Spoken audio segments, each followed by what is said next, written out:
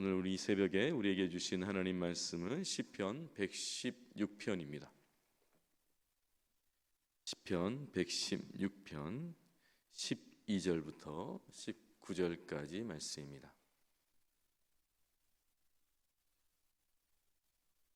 우리에게 주신 은혜라는 제목으로 우리 하나님 말씀을 나누도록 하겠습니다. 시편 116편 12절부터 19절까지 교독으로 봉독하도록 하시겠습니다.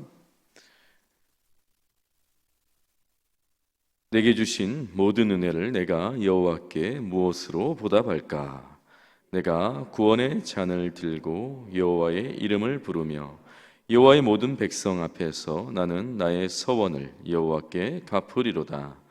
그의 경건한 자들의 죽음은 여호와께서 보시기에 귀중한 것이로다. 여호와여, 나는 진실로 주의 종이요 주의 여종의 아들 곧 주의 종이라. 주께서 나의 결박을 푸셨나이다. 내가 주께 감사제를 드리고 여호와의 이름을 부르리이다. 내가 여호와께 서원한 것을 그의 모든 백성이 보는 앞에서 내가 지키리로다. 예루살렘아, 네 한가운데에서 곧 여호와의 성전뜰에서 지키리로다. 할렐루야. 아멘. 아멘. 여러분, 그 수도원과 교도소의 차이를 혹시 아십니까? 수도원과 교도소의 차이가 있죠. 근데 비슷한 점이 또 많아요. 그럼 수도원이나 교도소나 먹는 음식이 비슷하다고 해요. 제가 안 가봐서 잘 모르는데 그렇다고 합니다. 복장도 비슷하다고 해요. 딱 봐도 수도생이구나, 딱 봐도 교도소에 사는구나, 다 비슷한 옷을 똑같이 입는 것도 비슷하다고 합니다. 자유로운 생활을 할 수 없어요. 제한된 생활을 하고요. 엄격한 규율에 따라서 생활하는 것도 비슷하다고 합니다. 수도원이나 교도소가 있는 장소도 비슷하다고 해요. 사람들이 살지 않는 좀 외진 곳에 있는 것이 수도원이고 또 교도소이죠. 다른 게 있다라고 한다면 한쪽에는 기쁨이 있다는 거예요. 그리고 또 한쪽에는 소망이 있는 거예요. 그래서 작은 천국과 같은 곳이다. 또 다른 한쪽은 불평이 있고 원망이 있고 절망이 가득한 곳, 그래서 작은 지옥과 같은 곳이다라고 이야기를 합니다. 여러분, 질문이죠. 어디가 작은 천국일까요? 어디가 작은 지옥일까요? 수도원일까요? 교도소일까요? 사실 어디가 중요하지 않죠. 누구와 함께 하는가가 더 중요하다라고 하는 것입니다. 새벽 성도 여러분, 주님과 함께라고 한다면 비록 그곳이 감옥일지라도 작은 천국이 될 수 있는 줄 믿습니다. 사도 바울이 증인이잖아요. 아무리 좋은 곳이라도요, 주님이 없으면 사실 그곳은 지옥이에요. 그럼 천국과 지옥을 가르는 기준이 사실 그곳에 누가 계시는가잖아요. 아무리 좋은 곳이라도 하나님의 은혜가 없으면 지옥 같은 삶을 살고요. 아무리 불편한 곳이라도 그곳이 하나님의 은혜가 있고 주님과 동행하면 작은 천국을 누릴 수 있는 것입니다. 그럼 이 비밀을 아는 자가 옛날에 이런 노래를 불렀어요. 저 푸른 초원 위에 그림 같은 집을 짓고 사랑하는 우리님과 100년 살고 싶어. 남진 씨가 이 비밀을 알았던 것 같아요. 여러분, 저 푸른 초원 위에 집을 지으면 뭘까요? 제가 한번 생각해 봤어요. 저 푸른 초원 위에 집을 지으면 뭘까? 원두막밖에 생각 안 나더라고요. 되게 초라한 거예요. 초라한 거. 보잘것없는 집이죠. 그런데 사랑하는 인과 있으면요, 100년도 살고 싶다라고 할 만큼 그곳이 천국이 되는 것이죠. 여러분, 찬송가도 그런 거 있잖아요. 할렐루야 찬양하세, 내 모든 죄 사함 받고 주 예수와 동행하니 그 어디나 그곳이 수도원일지라도, 그곳이 감옥일지라도, 그 어디나 하늘나라. 그럼 바울이 갇혔지만 옥중에서 성도들에게 기쁨을 나누잖아요. 그 비결이 어디에 있겠어요? 상황이 좋지 않아요. 몸이 좋지 않다고요. 그럼에도 불구하고 그곳이 하나님과 함께하는 곳, 천국을 누리고 있기 때문에 여러분, 그 은혜를 성도들과 나눌 수 있는 비결이 되는 것입니다. 여러분, 주님과 함께하는 기쁨이 절망 속에서도 소망케 하는 줄 믿습니다. 오늘 시편 116편, 116편이죠. 내용적으로도 그렇고요.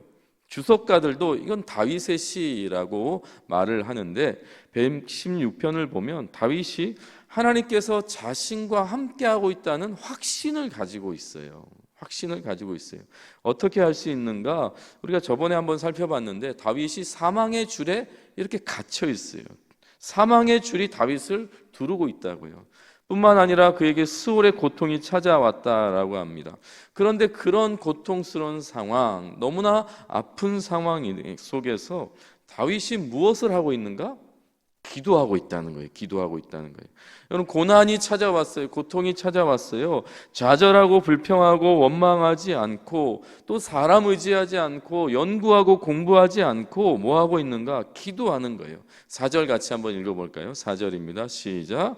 내가 여호와의 이름으로 기도하기를 여호와여 주께 구하오니 내 영혼을 건지소서 하였도다. 고통 속에 주님께 기도하고 있는 거예요. 하나님이 나와 함께 하시고 있다고 확신 때문에 이 믿음이 너무나 강하니까 여러분 엎드리는 거죠. 그래서 오늘 시편 116편 뒷부분에 보면요, 다윗이 자신과 함께하고 있는 하나님, 그리고 자신을 지키시는 이 하나님, 자신을 도우시는 하나님의 은혜를 깨달으니까요, 너무 감격해요.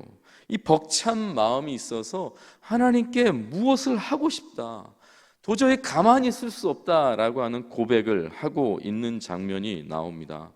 여러분, 은혜 받으면, 은혜를 안다면 그냥 있을 수 없는 거예요. 어떻게든 표현하고 싶은 것이죠. 여러분, 사랑하는데 가만히 있을 수 없었잖아요. 그래서 결혼도 하고 뭐 아이도 낳고 또 여러분 행복하게 살아가는 열매가 드러나듯이 여러분 정말 은혜를 알면 그냥 있을 수 없어요. 그래서 12절 이렇게 시작하는 것입니다. 내게 주신 모든 은혜를 내가 여호와께 무엇으로 보답할까? 나와 함께 하신 하나님의 은혜를 아니까, 나를 도우시는 은혜를 아니까 어떻게든 보답하고 싶은 마음이 있는 거예요. 다윗이 무엇으로 보답하겠다라고 고백합니까? 첫 번째는 주님의 이름을 높여드리겠다라고 고백하고 있어요. 13절 같이 한번 읽겠습니다. 시작. 내가 구원의 잔을 들고 여호와의 이름을 부르며, 구원의 잔을 들고 여호와의 이름을 높여드리고 있는 것입니다.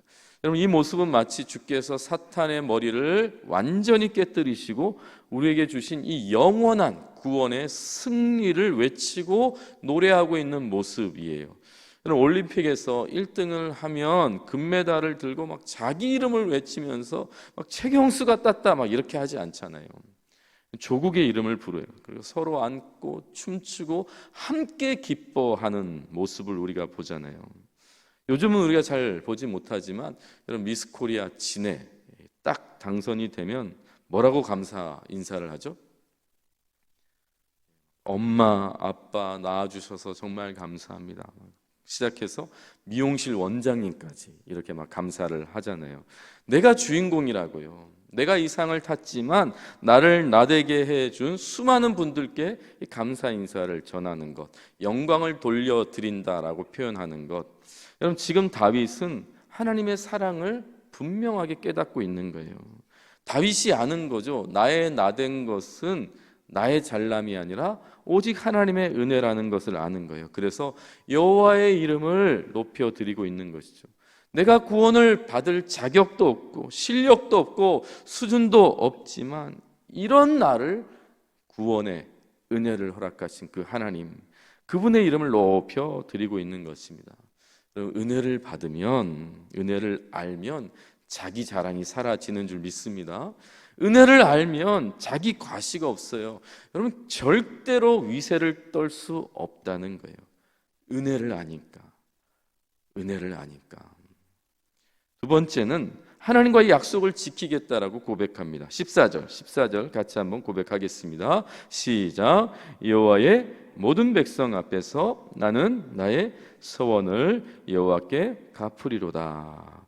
여러분, 많은 사람들이 아쉬울 때는요, 별별 조건을 다 걸잖아요. 아쉬울 때는 내가 이렇게 하겠다, 저렇게 하겠다, 이만큼 사랑하겠다, 많이 들어보셨잖아요. 그런데 이게 다 채워지면, 막상 해결되고 나면 또 다 잘 잊어버려요. 가장 먼저 약속을 다 잊어버리는 것이죠. 여러분, 이런 이야기 많이 들어보셨을 텐데, 한 사람이 거의 무너질 뻔한, 홍수 때문에 막 무너질 뻔한 다리를 위태위태롭게 이렇게 건너가는 거예요. 그러면서 하나님께 이렇게 기도했다고 합니다. 하나님, 이 다리를 무사히 건너게 해주시면 100만 원을 헌금하겠습니다. 이렇게 기도하면서 다리를 건너는데 정말 아무 탈 없이 반 이상을 건너게 된 거예요. 그러자 갑자기 마음속에 변심이 생겼어요. 그래서 하나님께 다시 기도를 시작했다고 합니다. 뭐라고 기도했냐면, 하나님, 죄송한데요, 50만 원만 깎아주시면 안 되겠습니까? 이렇게 기도를 했다고요. 50만 원만 깎아주시면 안 되겠습니다. 근데 이 기도를 하자마자 마치 하나님이 들으신 것처럼 막 갑자기 다리가 끊어질 것처럼 막 심하게 흔들렸다고 해요. 그러자 이 사람이 이렇게 기도했다고 합니다. 주여, 농담도 못합니까? 이렇게. 여러분, 은혜로 모르면 약속을 안 지켜요. 은혜가 사라지면 약속을 잃어버리는 거예요. 약속을 바꾸기도 하고 약속을 모른 척하는 거예요. 근데 지금 다윗이 은혜를 깨닫고 나니까요, 잊혀진 서원을 하나님께 갚겠다라고 고백하는 것입니다. 여러분, 그거 하나님이 정말 원하실까요? 여러분, 하나님께서 우리가 약속한 거 다 계산하고 있다가 너 이거 왜 약속 안 지켜라고 그거 하나님께서 지적하실까? 하나님은 그런 분 아니실 거라고. 그런데 은혜를 받으면 본인이 찔리는 거예요. 본인이 한 약속이 본인이 생각나서 반드시 이거 갚아야겠다라고 생각이 나는 거예요. 그게 은혜에 반응하는 삶이라고 하는 것입니다. 약속을 지키고 싶어하는 열망이 생기는 것, 그게 은혜를 아는 자의 태도라고 하는 것입니다. 다윗이 서원을 갚겠다라고 하는 이유가 여기에 있는 거예요. 사랑하는 성도 여러분, 은혜를 알면요, 사람이 넉넉해지는 거예요. 넉넉해지는 거예요. 사람이 은혜를 알면 여유가 생기는 것입니다. 그리고 아까운 게 없어요. 아까운 게 없어요. 그리고 내 것을 내 것으로 여기지 않는 것입니다. 이 모든 것은 하나님의 은혜입니다. 드리는 게 아깝지 않은 거죠. 처음부터 하나님의 것이었다는 걸 알기 때문이죠. 은혜 받은 결과라고 하는 것입니다. 마지막 세 번째, 감사제를 드리려고 한다는 거예요. 17절도 같이 한번 읽어볼까요? 시작. 내가 주께 감사제를 드리고 여호와의 이름을 부르리이다. 그럼 여기서 감사제를 드린다, 한글로는 표현되어 있지 않지만 원문에 보면 감사의 희생 제물이라고 하는 의미예요. 영어로도 그렇게 표현되어 있는데 감사의 희생 제물입니다. 그러니까 그냥 감사합니다 이렇게 한 게 아니라는 거예요. 구체적인 제물과 행동이 동반되는 감사를 다윗이 드린다라는 것입니다. 여러분, 우리는 감사가 자연스러운 것이다라고 생각하지만 사실 절대 그렇지 않아요. 감사에는 반드시 희생이 따른다라고 하는 것입니다. 실제적인 표현이 있다는 거예요. 행동이 있다는 것입니다. 진정한 감사에는 시간의 희생이 있어요. 시간의 희생. 진정한 감사를 드릴 때는 물질의 희생도 있습니다. 진정한 감사를 드릴 때는 이 마음, 이 정서적인 희생도 따르는 거예요. 누가복음 17장에 보면 10명의 문둥병자가 예수님 만나고 나서 치료함을 받잖아요. 그런데 감사한 사람이 몇 명이더라? 한 명이더라 라는 거잖아요. 여러분, 나병이라고 하는 것은 치명적인 병이거든요. 여러분, 이건 하나님의 은혜 아니면 고칠 수 없다라고 여겨졌다고요. 하나님의 저주받은 결과이기도 하지만 이 병은 하나님의 은혜가 있으면 고쳐진다고 생각했던 병이라고요. 그런데 10명이 다 고침을 받았어요. 그런데 10분의 1밖에 감사하지 않았더라, 수치상으로. 왜 그러겠어요? 감사는 그냥 감사합니다 라고 고백하는 게 아니라는 것을 알 수 있어요. 희생이 따르는 거예요. 여러분, 감사하기 위해서는 어떻게 해야 됐습니까? 돌아와야죠.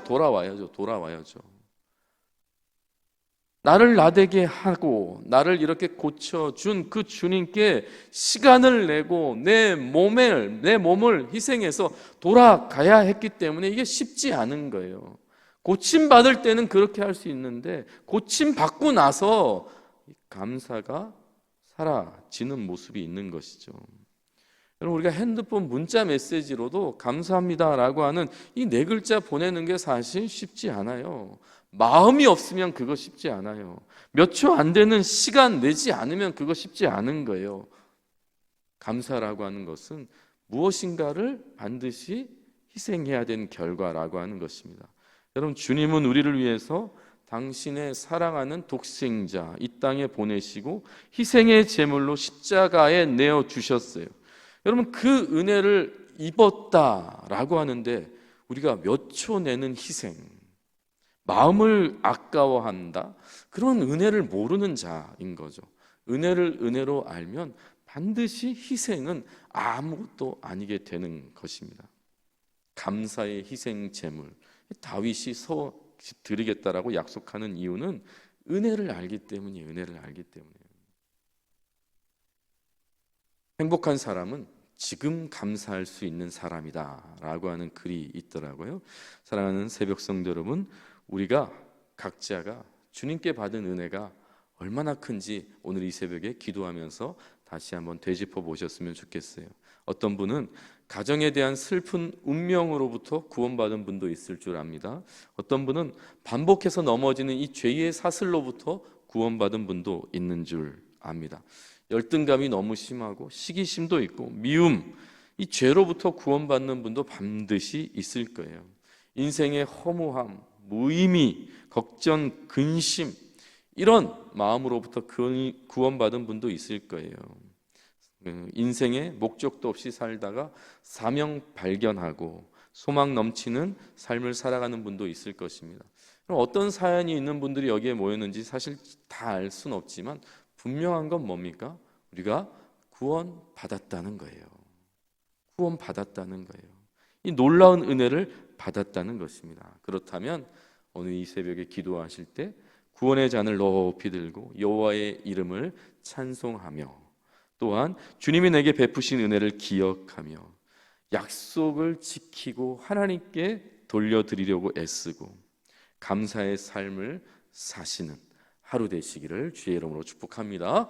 기도하시겠습니다. 하나님, 오늘 은혜로우시며 의로우시며 긍휼이 많으신 내 하나님, 그분 만난 주의 성도들이 이곳에 있는 줄 믿습니다. 땅의 성도들이 하늘의 영광 바라보게 하시고 허다한 죄를 감싸 안으시고 나를 위해 죽으신 주님의 사랑 깊이 경험할 수 있도록 함께하여 주시옵소서. 특별히 사망의 줄에서 수월의 고통 속에서 기도하는 성도들이 있습니까? 하나님이 함께하시고 지키시고 도우신다는 이 믿음의 확신으로 기도하게 하시고 응답받고 치유받고 회복받아 하나님께 감사로 하나님께 이름을 높여드리는 삶으로 하나님께 약속을 지켜드리는 삶으로 살아가는 주의 성도 되게 하여 주시옵소서. 오늘 이 새벽에도 우리와 함께 하시는 예수님 존귀하신 이름으로 기도드립니다. 아멘. 아멘.